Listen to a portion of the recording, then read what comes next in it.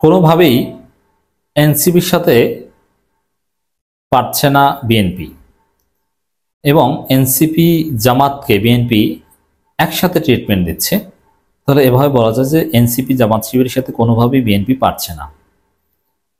একযোগে বিএনপি ছাত্রদল ব্যর্থ। দর্শক, এনসিপিকে ঠেকাতে বিএনপি সর্বশক্তি প্রয়োগ করছে আর জামাত শিবিরকে ঠেকাতে।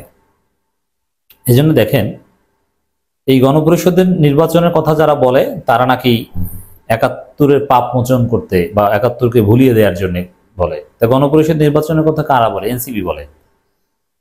তাহলে কি বোঝা গেল যে এনসিপি এখন ৭১-কে ভুলিয়ে দিতে চায় জামাতের কথায়। রুহুল কবির রিজভী এটাই বলেছেন যে আপনার কার কথায় গণপরিষদের কথা বলছেন। জনগণ কিন্তু সন্দেহ করে, মানে জামাত এনসিপি একসাথে ট্রিটমেন্ট দিচ্ছে। এখন দেখেন, এই কথার প্রচারণা, ভারতের সহায়তা, এটা তো করছি, আবার এনসিপির উপর হামলা করছে, জামাতের উপর হামলা করছে। যেমন আব্দুল হান্নান মাসুদের উপর হামলা করেছে, কিন্তু আব্দুল হান্নান মাসুদ কয়েকশো গুণ বেশি শক্তি নিয়ে আবার ঘুরে দাঁড়িয়েছে। মানে হামলা করার পরে তরুণরা সেখানে আরো বেশি জেগে ওঠে। মানে বিএনপি ভেবেছিল যদি একটা মাইট টিপ দিলে ওরা সোজা হয়ে যাবে, এই নির্বাচনী প্রচারণা বা আমাদের ডিস্টার্ব করতে আসবে না, আমি ফাঁকা মাঠে গোল দিব, সেখানে কারা এসেছে। কিন্তু দেখা গেছে যেখানে হামলা করেছে সেখানে বিএনপি আরো বেকায়দায় পড়েছে, তারা আরো শক্তিশালী হয়েছে এনসিপি।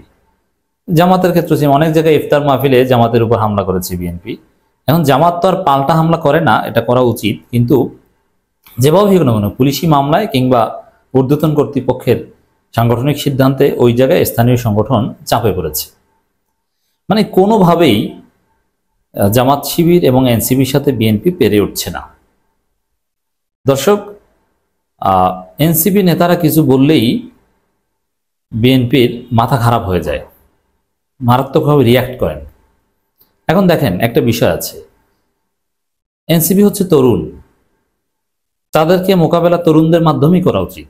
এখন মির্জা ফখরুল ভার্সাস সার্জিস, বিষয়টা একটু কেমন না?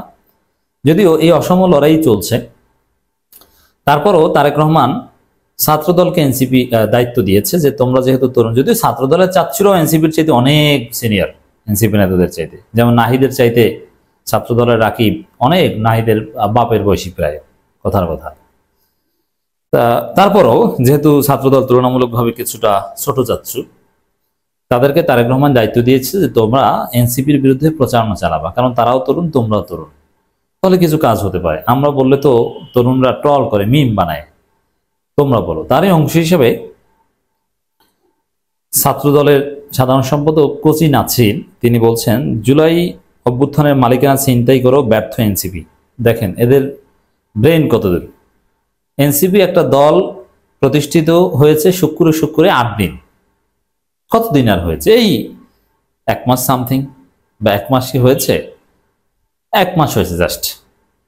আমি যখন কথা বলছি জাস্ট 1 মাস পূর্ণ হয়েছে। এখন পর্যন্ত তারা সাংগঠনিক কার্যক্রম ওইভাবে শুরুই করেনি, এর মধ্যেই সফলতা ব্যর্থতা মাপা শুরু করেছে। তো এদের ব্রেন কত দূর, একটা দল প্রতিষ্ঠিত হওয়ার সাথে সাথে এদেরকে ব্যর্থ বানিয়ে দিল। যদি এই কোচি নাছির মেধাবী হতেন তাহলে এই কথা বলতেন না, কারণ এনসিপি সফল না ব্যর্থ, এনসিপি ব্যর্থতা নিয়ে আমরাও কথা বলবো, কিন্তু সফল না ব্যর্থ এটা সিদ্ধান্ত যাওয়ার কোনো সময় এখনো আসেনি। জুলাই গণঅভ্যুত্থানে একক মালিকানা দাবি করেও জাতীয় নাগরিক পার্টির একটি সংগঠন হিসেবে, মানে এনসিপি একটি সংগঠন হিসেবে ব্যর্থ হয়েছে বলে মন্তব্য করেছেন বাংলাদেশ জাতীয়তাবাদী ছাত্রদল কেন্দ্রে। কত হালকা কথা। আচ্ছা, কিভাবে ব্যর্থ হয়েছে? তার ব্যর্থতার মানদণ্ডটা কি? কোন কোন উপাদানে, কোন কোন সেক্টরে ব্যর্থ হয়েছে একটু বলেন না শুনি।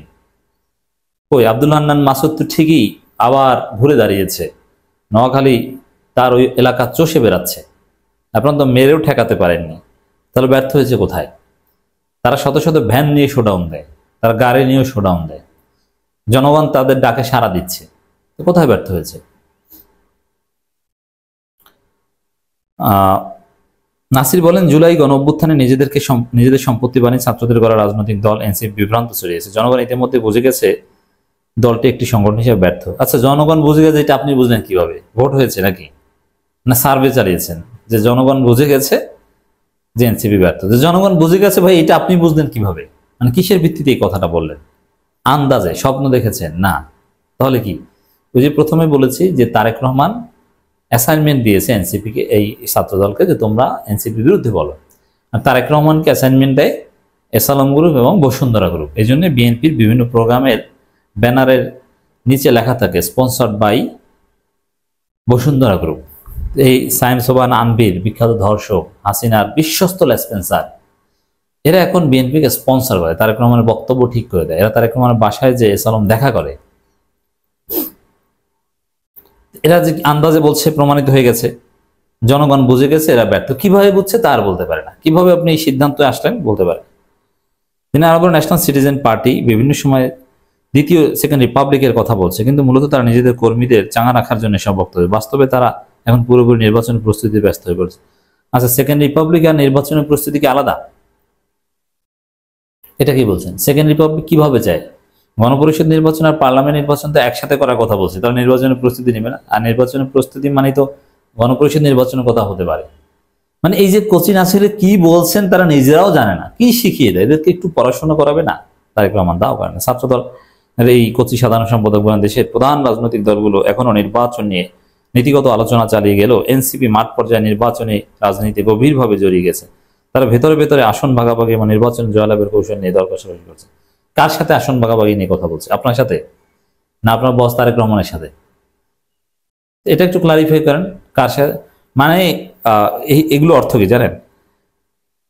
এনসিপি কে তারেক রহমান দায়িত্ব দিয়েছে এদের বিরুদ্ধে বলো, বলতেছে। কি বলে সেটা আর সে জানে না। কিভাবে বলে, কোনো একটা বক্তব্যের ভিত্তি আছে কিনা কিচ্ছু বলতে পারে না।